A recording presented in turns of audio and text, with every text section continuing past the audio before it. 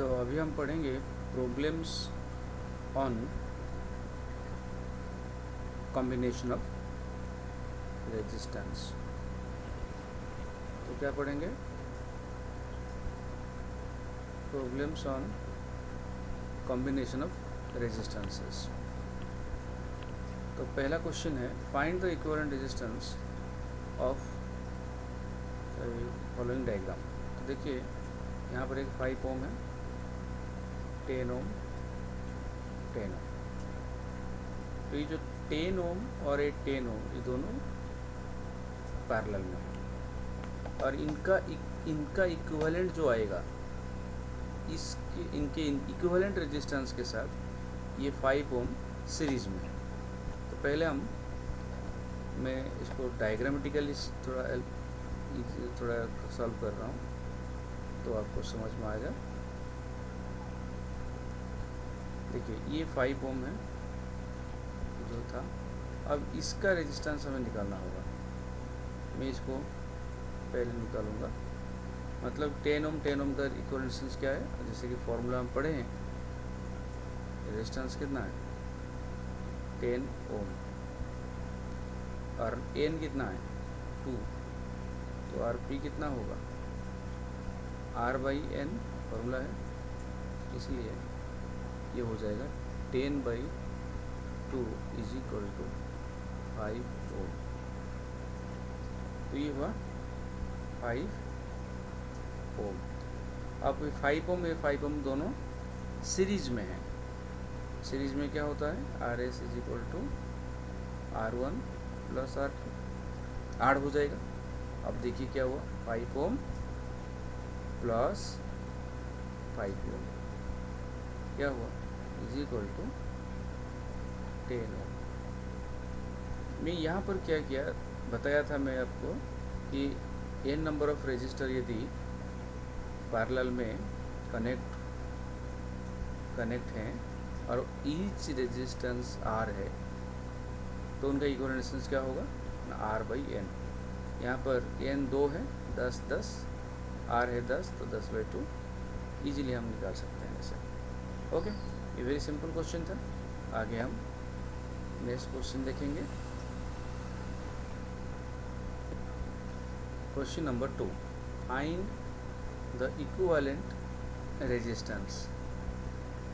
अब देखिए यहाँ पर एक रेजिस्टर है 5 ओम जिसका रेजिस्टेंस, इसका भी 5 ओम, ये दोनों सीरीज में है। करंट तो ऐसे आ रहा है बट यहाँ पर डिवाइड हो रहा है, यहाँ पर डिवाइड हुआ, यहाँ पर डिवाइड हुआ।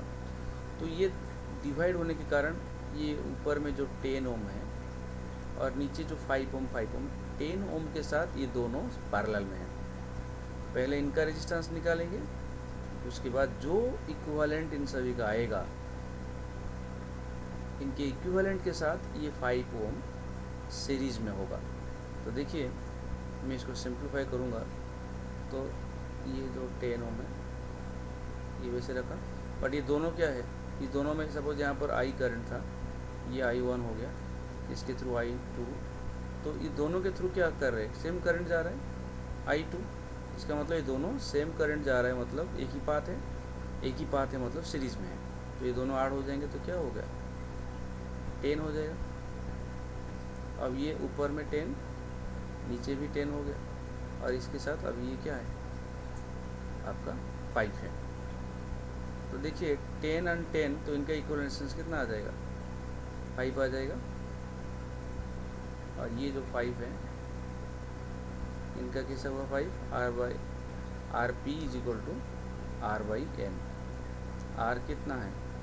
10 और n कितना है? 2 है, इसलिए 5 हो गया। तो ये भी 5। अब ये दोनों क्या है? दोनों सेम है, 5 और 5, तो ये सीरीज कनेक्शन है, इसलिए इन दोनों को ऐड कर देंगे, ये हो जाएगा 10 ओम। तो समझ में आया? तो नेट रेजिस्टेंस क्या हुआ? 10 ओम। अब हम नेक्स्ट क्वेश्चन देखेंगे, क्वेश्चन नंबर 3।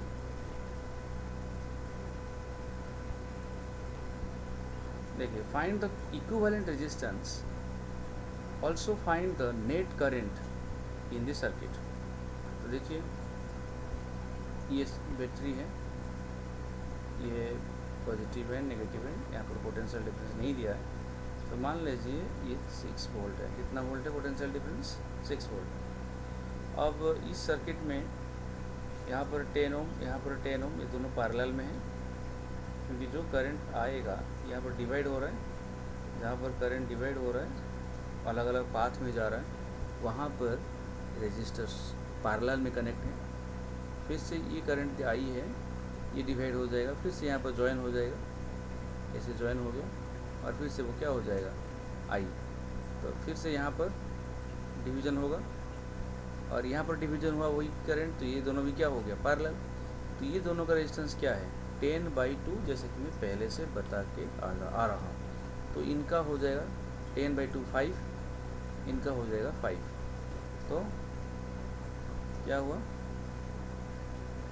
इन दोनों का, इसका और इसका इक्वल रेजिस्टेंस कितना है? 5। और इन दोनों का भी इक्वल रेजिस्टेंस कितना आएगा? 5। तो इन दोनों का ऐड करने से कितना हो जाएगा? अब तो करंट सेम पाथ में जा रहा है। सेम पाथ मतलब आपका ये 5 सीरीज में है, तो ये 10 ओम होगा, 10 ओम। अब ये देखिए करंट पूछा है, नेट करंट हमें निकालना होगा। देखिए नेट करंट कैसे निकालेंगे? ये बैटरी एक लगा हुआ है, यहाँ पर बैटरी का पोटेंशियल डिफरेंस कितना दिया है? 6 वोल्ट। तो इसीलिए ओम्स लॉ के अनुसार V = क्या है? IR। वैसे ही मैं इस रेजिस्टेंस को इक्विवेलेंट रेजिस्टेंस बोलूँगा, 10 ओम फाइनल लूँगा। 10 ओम क्या आया? Equivalent resistance. I = क्या है? V/R। और V क्या है? V है यहाँ पर 6 वोल्ट, और R है 10। तो ये हो गया 0.6 एम्पियर। तो current is equal to, current कितना फ्लो कर रहा है? I = 0.6 ampere. ओके, समझ में आया? चलिए नेक्स्ट क्वेश्चन देखते हैं। Find the equivalent resistance. Find the equivalent resistance. ये थोड़ा देखने के लिए जैसे ए जैसा है, तो ये 3 ओम, 3 ओम, 3 ओम, 3 ओम, और यहाँ पर 5 रजिस्टर लगा हुआ है, ए के शेप में है। तो देखिए मैं इसको थोड़ा स्ट्रेच कर दूँ, तो ये थोड़ा बहुत इसका शेप जो है कुछ इस प्रकार हो जाएगा। आप ध्यान से देखिए, इसका शेप ज़रूर ऐसे ही हो रहा है। जब इसको स्ट्रेच करके ले रहा हूँ तो रेजिस्टेंस आपका ये जो शेप जो है वो कुछ इस प्रकार हो रहा है। देखिए मैं इसका नंबरिंग देता हूँ, इसको A, इसको B, इसको C, इसको D और इसको E दे दिया। अब मैं यहाँ पर दिखा रहा हूँ आपको A कौन है, B कौन है, और देखिए C यहाँ पर, ये वाला C है, अरे D है, और ये वाला आपका E है। तो देखिए ये जो सर्किट था इसको मैंने सिंप्लीफाई कर दिया।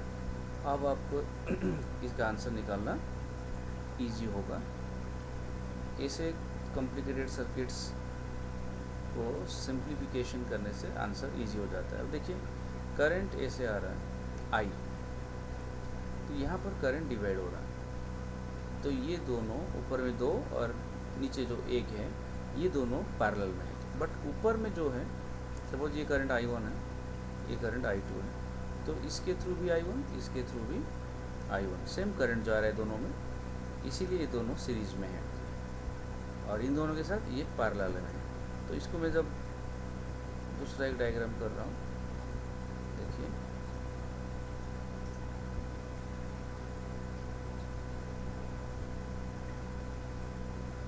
देखिए ऊपर का दोनों को मैं सीरीज में होने के कारण इनको ऐड कर दिया, ये हो गया 6, ये अभी भी 3 है और ये आपका 3 है। तो देख सकते हैं ये भी 3 है धीरे धीरे सिम क्लियर हो रहा है। ये 6 और 3 दोनों पैरेलल में है और यहाँ पर तो दोनों सेम नहीं है, तो इसलिए r/n फार्मूला यूज नहीं करेंगे, हम लोग इसको निकालेंगे 1/6 plus 1/3 is equal to 1/r/p। तो यहाँ पर एलसीएम कितना जाएगा 6, 1 plus 2 is equal to 1/r/p। तो ऊपर में 3/6 इज इक्वल टू 1/r/p। तो ये हो गया 1/2, 1/2 is equal to 1/r/p। Then r/p कितना हुआ, r/p इज इक्वल टू 2। अब इनको मैं ऐसे लिखूँगा, मतलब ये 3 ओम है और इन दोनों का इक्विवेलेंट कितना आया 2 ओम, जिसको मैं यहाँ पर लिख सकता हूँ। अब देखिए ये 3 ओम तो है, ये 2 है, ये 3 ओम। अब देख सकते हैं, अब करंट अभी एक ही पाथ में जा रहा है, करंट यहाँ पर डिवाइड नहीं हो रहा है, इसलिए ये तीनों सीरीज में है, जिसका आंसर हम 8 करके लिख सकते हैं। 3, 2, 5, 3, 8। फाइनली ये हमारा आंसर आया 8 ओम। तो समझ में आ गया, थोड़ा डिफ़िकल्ट है बट इससे भी ज़्यादा डिफ़िकल्ट क्वेश्चन हम करेंगे।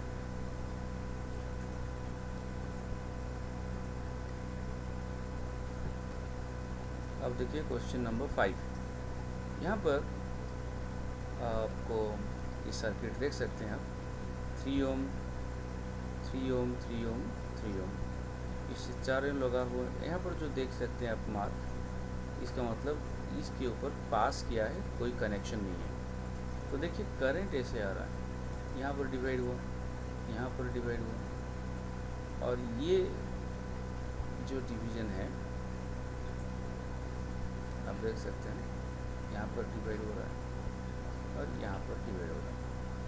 तो ये दोनों क्या है, ये दोनों पैरेलल में, ये दोनों पर, ये चाहे यहाँ पर कनेक्ट हो या यहाँ पर कनेक्ट हो, कोई फ़र्क नहीं है, इसका कोई फ़र्क नहीं पड़ता है। तो इसीलिए आप इसे सभी को पैरेलल मान सकते हैं। ये दोनों पैरेलल है और इन दोनों के साथ ये दोनों पैरेलल है, तो सभी पैरेलल में है। तो 3 3 3 3 आपका नंबर ऑफ रेजिस्टेंस तो आपका है 3, और नंबर n क्या है, n इज इक्वल टू 4, और नियम क्या होता है r/p is equal to r/n। तो सभी समान है, 3 ओम है, 3 ओम 3 ओम 3 ओम, तो समान है, इसीलिए 3 आपका आ गया 4, 3/4 ओम आपका इक्विवेलेंट रेजिस्टेंस का आ गया 3/4। और इसका मतलब ऐसा होगा, ये आया आपका 3/4 ओम, और इसके साथ ये जो है 3 ओम, ये सीरीज में है। तो अब इनका इक्विवेलेंट कितना होगा, RS is equal to 3/4 plus 3, तो होगा कितना 3 प्लस 12/4, 15/4 ओम। ओके, 15/4 ओम। तो अभी हम इतना ही क्वेश्चन डिस्कस करेंगे, नेक्स्ट मीटिंग में और क्वेश्चन डिस्कस करेंगे। Thank you.